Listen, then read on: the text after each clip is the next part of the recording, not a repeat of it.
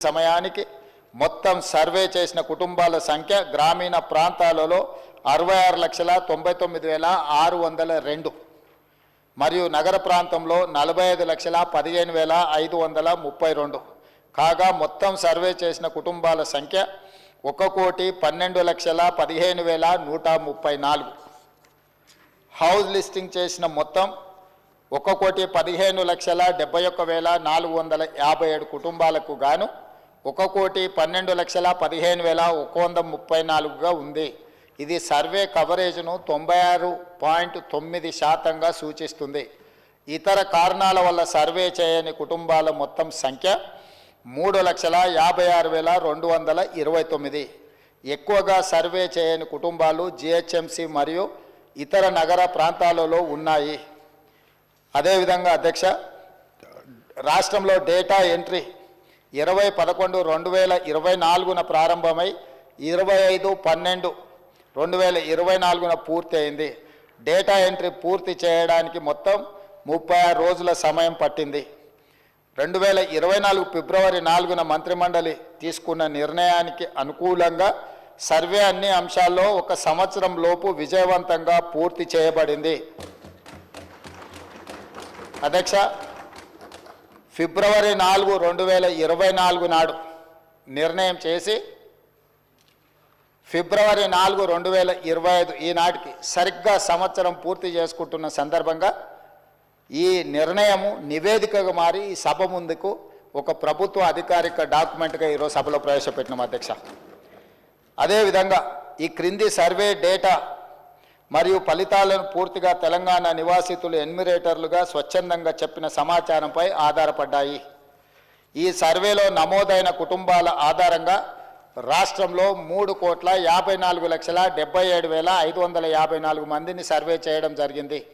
ఈ మొత్తం సామాజిక వర్గాల వారిగా సంఖ్య ఈ క్రింది విధంగా ఉంది అధ్యక్ష.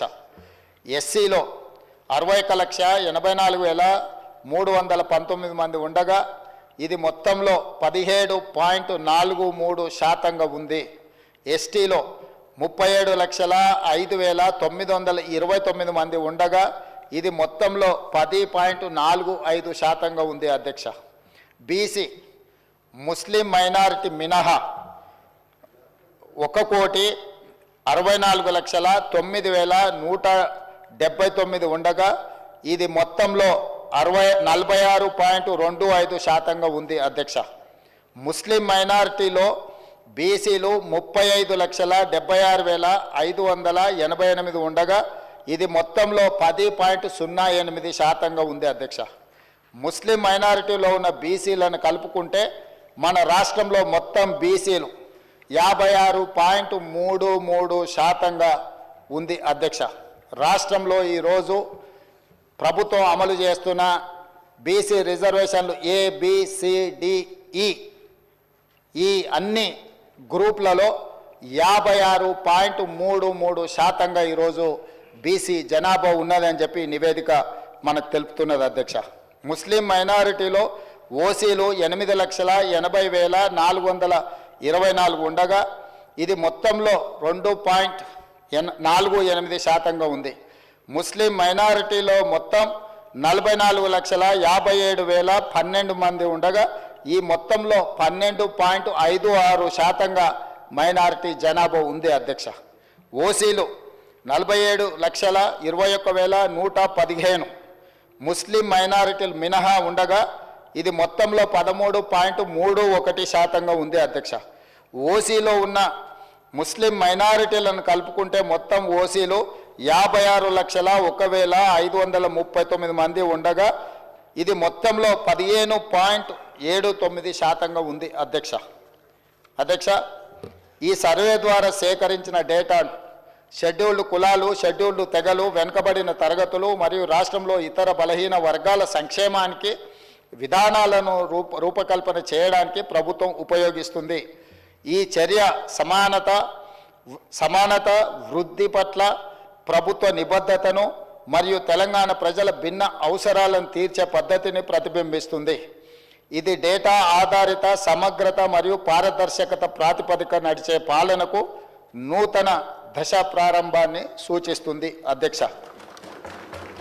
అధ్యక్ష, తమరికి తెలుసు అధ్యక్ష, ఈ దేశంలో బలహీన వర్గాలు, అది హిందువులకు సంబంధించిన బలహీన వర్గాలు కావచ్చు, ముస్లిం మైనారిటీలలో ఉన్న బలహీన వర్గాలు కావచ్చు, మొదటి నుంచి కాంగ్రెస్ పార్టీ, తెలంగాణ ప్రభుత్వం 50% పైగా జనాభా ఉన్నారని మనం వివిధ సందర్భాలలో చర్చించుకున్నాం, వివిధ సందర్భాలలో మాట్లాడుకుంటున్నాం.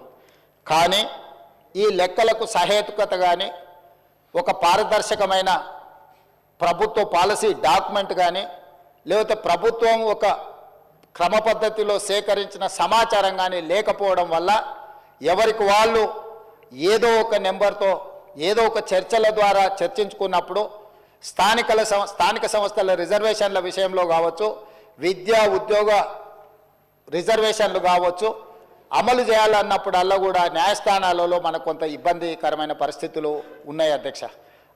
ఈ బలహీన వర్గాల జనాభా లెక్కలకు సంబంధించి ఒకవేళ మనం ఆలోచన చేసి ఈ సభలో మాట్లాడుకోవాల్సి వస్తే, ఈ దేశాన్ని బ్రిటిషర్స్ పరిపాలించినప్పుడు 1931లో కులగణన జరిగింది తప్ప, ఆ తర్వాత స్వతంత్ర భారతదేశంలో 75 సంవత్సరాలు పూర్తి చేసుకున్న సందర్భంలో ఎన్నిసార్లు జనాభా లెక్కలేసినా 2001 జనాభా లెక్కలు కావచ్చు, 2011 జనాభా లెక్కలు కావచ్చు, లేకపోతే 91 జనాభా లెక్కలు కావచ్చు, లేకపోతే వెనక్కి వెళ్తే 81 జనాభా లెక్కలు కావచ్చు, ఇట్లా ప్రతి 10 సంవత్సరాలకు ఈ దేశంలో లెక్కిస్తున్న జనాభాలో ఎస్సీ ఎస్టీల వివరాలు మాత్రమే పొందపరిచారు తప్ప బలహీన వర్గాలకు సంబంధించిన ఇతర కులాలు ఉపకులాలకు సంబంధించిన వివరాలను ఏ రోజు కూడా పొందుపరచకపోవడం వల్ల 75 సంవత్సరాలు పూర్తి చేసుకున్న ఈ భారత స్వతంత్ర దేశంలో బలహీన వర్గాల యొక్క లెక్కనే లేకపోవడము, బలహీన వర్గాలకు ఒక ఆవేదనగా,